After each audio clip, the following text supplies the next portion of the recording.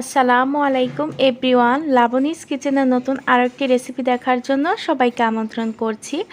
আমার আজকের রেসিপিটি হচ্ছে টক ঝাল মিষ্টি কাঁচা আমের আচারের রেসিপি। তেল, ভিনেগার এবং রোদে শুকানোর ঝামেলা ছাড়াই আমি আজকে আপনাদের টক ঝাল মিষ্টি কাঁচা আমের আচারের রেসিপিটি তৈরি করে দেখাবো। আশা করছি আমার আজকের এই রেসিপিটি আপনাদের কাছে ভালো লাগবে। তো খুব সহজভাবে আমি এখানে দেখানোর চেষ্টা করেছি টক ঝাল মিষ্টি কাঁচা আমের আচারের রেসিপি। তো যারা নতুন গৃহিণী আছেন, আমের আচার একদমই বানাতে পারেন না, তো তারা আমার এই টিপসটি ফলো করলে অবশ্যই টক ঝাল মিষ্টি কাঁচা আমের আচার বানাতে পারবেন বাসায় খুবই সহজে। তো এখানে আমি 500 গ্রাম আম নিয়েছি। তো আমগুলো কিন্তু মাঝারি সাইজের। তো আমগুলো কিন্তু আটিযুক্ত পরিপক্ক হতে হবে। তো আমগুলো এখন আমি ছিলে নিচ্ছি। তো আমগুলো কিন্তু ভালোভাবে পরিষ্কার করে ধুয়ে নেবেন প্রথমে, কারণ এর থেকে যে কষগুলো আছে আমের মধ্যে সেগুলো চলে যাবে। তো প্রতিটা আমে কিন্তু আমি একইভাবে ছিলে নিব। তো আমার আজকে রেসিপিটি ভালো লাগলে প্লিজ একটি লাইক দিতে ভুলবেন না। তো আমগুলো সবই দেখুন আমি এভাবে ছিলে নিয়েছি। তো এখন আমগুলো আমি ফালি করে টুকরো করে কেটে নিচ্ছি মাঝখান দিয়ে। তো একটা আমকে আমি প্রায় 6 পিসের মতো করেছি আর কি, লম্বা টুকরো করে কেটে। এই আমের আচারটি কিন্তু আমি খোসা ছাড়া তৈরি করব। অনেকে খোসা সহ আমের আচারটি তৈরি করতে পারেন।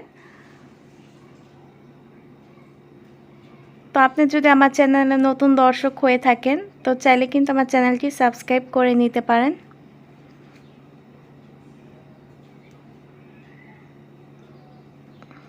তো দেখুন সবগুলো আম কিন্তু আমি কেটে নিয়েছি পিস করে, এই তো এরকমভাবে লম্বা করে। আমগুলোকে এখন আমি পানিতে ভিজিয়ে রাখবো প্রায় আধা ঘন্টার মতো।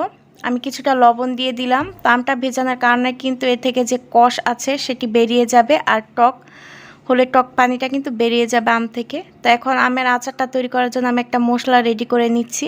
এখানে দিয়ে দিচ্ছি 4টা শুকনা মরিচ, হাফ চামচ মৌরি, আর এখন দিলাম 1 চা চামচ 5 ফোড়ন, আর এখন দিয়ে দিচ্ছি 1 চা চামচ সরিষা। তো এই 4টি পদের আইটেম দিয়ে কিন্তু আজকে আমি কাঁচা আমের যে মশলাটা আছে আচারের সেটি তৈরি করে নিব। তো সবগুলো উপকরণ একটা কড়াইতে দিয়ে এখন আমি ভালোভাবে টেলে নিচ্ছি। তো এই স্পেশাল মশলাটা দেওয়ার কারণে কিন্তু আচারের টেস্টটা অনেক বেড়ে যায়। তো এই তো দেখুন মশলাগুলো আমার টালা শেষ। এখন আমি মশলাগুলো গুঁড়ো করে নিব ব্লেন্ডারের সাহায্যে। তো আমার 5 ফোড়নের মধ্যে কিন্তু মৌরিটা দেওয়া ছিল, তারপর আমি আলাদা করে নিয়েছি। 5 ফোড়নের মধ্যে মেথিও ছিল। এই তো আমার ব্লেন্ডার করা শেষ। আমি কিন্তু মশলাটা গুঁড়ো করে নিয়েছি। তো আমি প্রায় 1 ঘন্টা পর চলে আসলাম। তো 1 ঘন্টা যাবত ভিজিয়ে রাখার কারণে কিন্তু এর থেকে একটা ময়লা পানি বেরিয়েছে, আর কষগুলো কিন্তু চলে গেছে আমের মধ্যে যে কষগুলো ছিল। আর আমটা যেহেতু একটু টক, আমের টক পানিটা কিন্তু বেরিয়ে যাবে অনেকক্ষণ ভিজিয়ে রাখার কারণে। তো আমগুলোকে আমি ভালোভাবে পরিষ্কার করে আরেকবার ধুয়ে নিচ্ছি। তো ধুয়ে আমি একটা ছাঁকনি দিয়ে ছেঁকে নিলাম যেন আমের গায়ে পানিগুলো না থাকে। তো এখন আমি এর মধ্যে 3 চা চামচের মতো সরিষা বাটা দিয়ে দিচ্ছি, আর এখন দিয়ে দিচ্ছি 1 চা চামচের মতো হলুদের গুঁড়া। তো আমটাকে ভালোভাবে মাখিয়ে আমি আধা ঘন্টার জন্য এক সাইডে রেখে দিব। তো দেখেছেন একদম রোদে শুকানোর ঝামেলা ছাড়াই কিন্তু আমি আজকে আপনাদের এই কাঁচা আমের আচার রেসিপিটি তৈরি করে দেখাবো। তো এখানে আমি একটা আগে থেকে কড়াই বসিয়ে দিয়েছি। তো এখন আমি প্রায় 2 কাপের মতো চিনি দিয়ে দিলাম, আর 1.5 কাপ পরিমাণ পানি অ্যাড করে দিব। তো আমি যেই পরিমাণ আমটা নিয়েছি তো সেই পরিমাণে চিনিটা অ্যাড করেছি, কারণ আমগুলো একটু টক ছিল। তো এখন পানিটাকে ভালোভাবে মিশিয়ে নিচ্ছি। চিনির পানিটা যখন বলক চলে আসবে তো সে পর্যায়ে কিন্তু আমার ওই মশলা দিয়ে মাখানো আমগুলো দিয়ে দিতে হবে।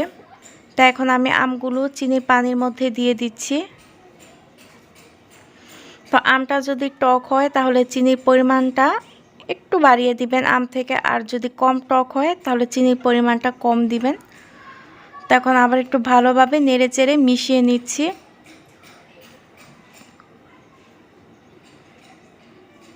তো এই তো এখানে আমি আস্ত কতগুলো রসুন নিয়েছি, তো রসুনগুলো দিয়ে দিলাম।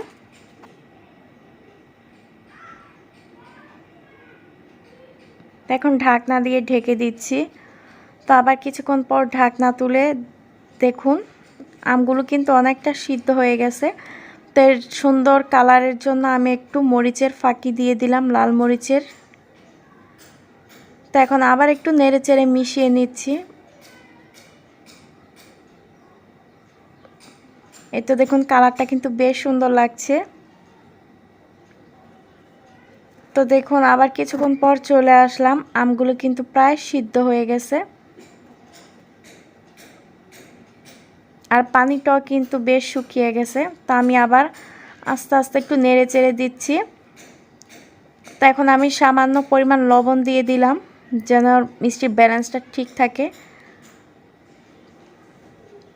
তো আম যখন নাড়তে হবে খুবই আলতোভাবে নাড়তে হবে, তা না হলে ভেঙে যেতে পারে, আচারটা গলে যাওয়ার সম্ভাবনা থাকে।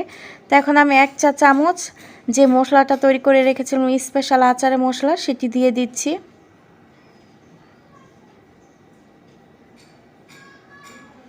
তো অনেকে কিন্তু এখানে ডাইরেক্ট পাঁচফোড়ন দেয়, তো পাঁচফোড়নের মধ্যে কিন্তু সবটা মিশানো থাকে। তো আমি আপনাদের মশলাটা তৈরি করে দেখিয়ে দিলাম, আচারটা যাতে সহজে তৈরি করে নিতে পারেন। তো আমি আবার আলতোভাবে একটু নেড়ে চেড়ে দিচ্ছি। আমার আচারটা কিন্তু প্রায় হয়ে গেছে, আমি চুলাটা অফ করে দিবার কিছুক্ষণ পর। তার আমগুলো আমার বেশ সিদ্ধ হয়ে গেছে। তো এই তো আচারটা রান্না করার পর আমি এখন পরিবেশন করে নিচ্ছি।